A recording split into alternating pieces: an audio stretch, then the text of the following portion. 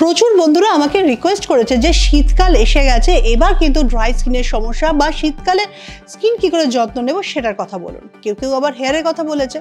আমি আমার মতো কিন্তু স্কিন বা হেয়ারের ভিডিও অলরেডি দিয়ে দিয়েছি।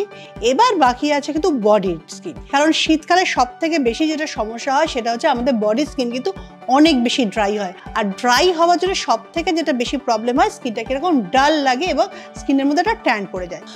যারা বুঝতে পারছো না যে শীতকাল এসে গেছে, এবার স্কিনের যত্ন নিতে হবে বা কিভাবে যত্ন নেব, তাদের জন্য কিন্তু এই ভিডিওটা কিন্তু ভীষণভাবে জরুরি।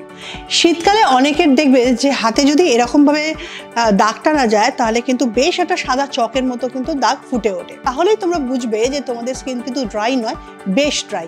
এবার কিন্তু যত্ন করার প্রয়োজন আছে। আর শুধু শীতকালে ড্রাই স্কিনে কেন, অয়েলি স্কিন, নর্মাল স্কিন, সব স্কিনের কিন্তু যত্ন নেওয়া উচিত। কিভাবে যত্ন নেবো সেটা আগে বলি। শীতকাল এলে স্কিনকে ময়শ্চারাইজিং করার মুখ্য জিনিস হচ্ছে অয়েল। আমরা অয়েল সচরাচর সবাই মাখি, কিন্তু অয়েল নির্বাচন করাটা ভীষণ ইম্পর্টেন্ট। এক্ষেত্রে প্রথমেই বলবো, অনেকেই হয়তো দোকানে গিয়ে একটা ভালো অয়েলের কথা বলো, অনেকেই হয়তো যে অয়েলটা ইউজ করছো সেটার কথাই বলো, কিন্তু অয়েলটা নিয়ে একটু পরীক্ষা করার দায়িত্ব কিন্তু তোমাদেরও রয়েছে। কোনো একটা অয়েল লাগানোর পর আধ ঘন্টা 1 ঘন্টা বাদে দেখলে বাহ বেশ তেলতেলে রয়েছে, তো তোমাদের মধ্যে অনেকেই বলবে এটাই তো ভালো অয়েল, কারণ এখনো পর্যন্ত কিন্তু তেলটা বোঝা যাচ্ছে। অ্যাকচুয়ালি কি হচ্ছে, তেলটা কিন্তু ভেতরে ঢোকেনি, পেনিট্রেট হয়নি, তেলটা কিন্তু আমাদের স্কিনের ওপরের লেয়ারই থেকে গেছে। অনেকেই আবার তেলের ঘনত্ব দেখে তেল ব্যবহার করো, যেটা খুব মোটা তেল সেটা হয়তো তোমাদের জন্য ভালো, একদমই না। ঘনত্ব তেলযুক্ত মানেই কিন্তু সেখানে পেট্রোলিয়াম অয়েল কিন্তু সেখানে মেশানো আছে বা অন্য কোনো কেমিক্যাল দিয়ে মিশিয়ে সেটাকে তেলটাকে ভারী করা হয়েছে। সেই তেলও কিন্তু তোমাদের জন্য কার্যকরী ক্ষমতা রাখবে না। সেক্ষেত্রে তোমাদের ভীষণ হালকা এবং লাইট অয়েল ইউজ করতে হবে, যেটা স্কিনের ভেতরে খুব তাড়াতাড়ি পেনিট্রেট হবে। এবার বলি যে তেল বলি, অনেকে হয়তো নাক শিখবে যে তেল মাখবো না, তেল খুব চটচটে হয়, তেলে হয়, ওটা মাখা যাবে না, অন্য কিছু বলুন। সেক্ষেত্রে আমি বলবো যে স্কিনকে ভালো রাখতে গেলে সব থেকে বেশি যেটা দরকার হয় সেটা হচ্ছে তেল। তবে যাদের অ্যালার্জি আছে তাদের কথা বলবো না, বাদ বাকি সবাইকে বলবো যে লাইট অয়েল ইউজ করো, যেটা স্কিনের ভেতরে লেয়ারে চলে যাবে এবং স্কিনটা খুব ভালো করে ময়শ্চারাইজিং হবে। সেক্ষেত্রে তোমাদের বলবো যে কেয়া শেড আরোমা থেরাপির অরেঞ্জ অয়েলটা ইউজ করতে। এই অয়েলটার মধ্যে রয়েছে অরেঞ্জ এসেনশিয়াল অয়েলস। এই অয়েল কিন্তু স্কিনের মধ্যে খুব তাড়াতাড়ি পেনিট্রেট হয়, আর প্রচুর পরিমাণে ভিটামিন সি আছে, তার জন্য স্কিনটাকে খুব ভালো রাখে। আর অরেঞ্জের একটা নিজস্ব গুণ আছে যে স্কিনটাকে ফেয়ার করে।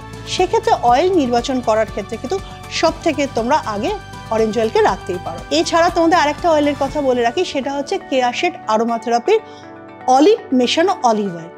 এই অয়েলটাও কিন্তু ভীষণ লাইট অয়েল, আর তার সঙ্গে যেটা রয়েছে অলিভ অয়েলের সঙ্গে এই কন্টেনারের মধ্যে কিছু অলিভও থাকে। যতদিন কন্টেনারের মধ্যে অয়েলটা থাকে ততদিন কিন্তু ওই থাকা অলিভগুলোর থেকে নির্যাস বেরোতে থাকে এবং তেলটাকে আরও বেশি পাওয়ারফুল করতে থাকে। এবার তোমাদের ইচ্ছা, তোমরা অলিভ অয়েল ইউজ করবে না অরেঞ্জ অয়েল ইউজ করবে। আমরা কিন্তু স্কিনকে আরও অন্যভাবেও ময়শ্চারাইজিং করতে পারি, সেটা হচ্ছে ময়েশ্চার ইউজ করতে পারি, বডি ময়েশ্চার।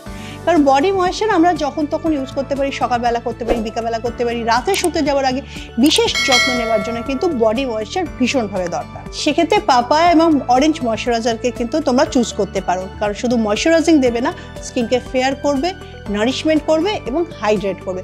আর তার থেকেও বড় কথা, আমরা যদি স্কিনটাকে হাইড্রেট না করি, ময়েশ্চারাইজিং না করি, খুব সহজে স্কিনটা ড্রাই হবে, শুকনো হবে, আর সেই সব স্কিনটাই কিন্তু খুব বেশি করে ট্যান পড়বে। আর ছোট থেকে বড় পর্যন্ত সবাই ইউজ করতে পারে এবং যে কোনো স্কিনের অধিকারীরাও ইউজ করতে পারে, যাদের ড্রাই স্কিন আছে, যাদের অয়েলি স্কিন আছে, যাদের নর্মাল স্কিন আছে। সেক্ষেত্রে দিনে কিন্তু 1 থেকে 2 বার বডি ময়েশ্চারাইজার ইউজ করতে হবে। আর একটা কথা বলে রাখি, শীতকালেও কিন্তু সমানভাবে তোমাদের সানস্ক্রিন ইউজ করতে হবে, বরঞ্চ গরমকালের থেকে বেশি করতে হবে, কারণ শীতকালে আমরা খুব সহজে রাস্তায় বেরিয়ে যাই, ছাতা না নিয়ে বেরিয়ে যাই, সানস্ক্রিন না নিয়ে বেরিয়ে যাই এবং অনেকক্ষণ ধরে রোদ্দুরের মধ্যে আমরা থাকি, পিকনিক আছে, খেলা আছে, স্পোর্টস রয়েছে, কত রকম জিনিস, আউটিং রয়েছে। সেক্ষেত্রে কিন্তু সানস্ক্রিন কিন্তু বডিতেও লাগাবে।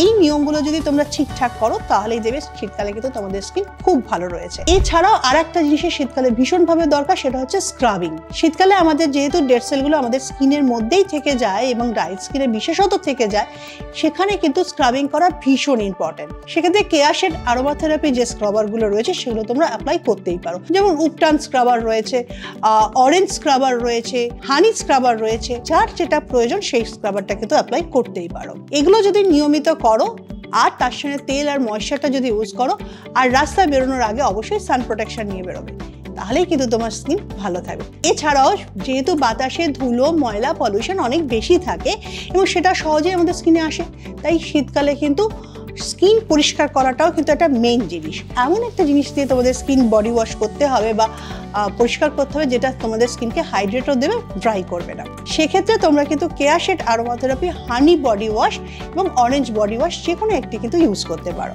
এগুলো কেমিক্যাল ফ্রি, আর স্কিনকে ভেতর থেকে নারিশমেন্ট করে, আর স্কিনকে ড্রাই হতে দেয় না। এটাই তো চাই শীতকালে। তাই বলবো আর দেরি না করে এখন থেকে কিন্তু রুটিনটা সাজিয়ে ফেলো। শীতকালে তো সুন্দর থাকতে হবে, কারণ অনেক পার্টি আছে, অনেক জায়গায় বেড়ানোর আছে। সেক্ষেত্রে স্কিন ভালো থাকলে সবসময় তোমাদের সুন্দর দেখতে লাগবে। আশা করি শীতকালে বডি কেয়ার নিয়ে যারা একটু চিন্তিত ছিলে তাদের সেই চিন্তাটা কিন্তু গেছে, তাই স্কিনের যত্ন নিতে শুরু করে দাও। তো আজকের ভিডিওটা কিন্তু এখানেই শেষ করতে হবে। পরের দিন আসবো অন্য কোনো ভিডিও নিয়ে।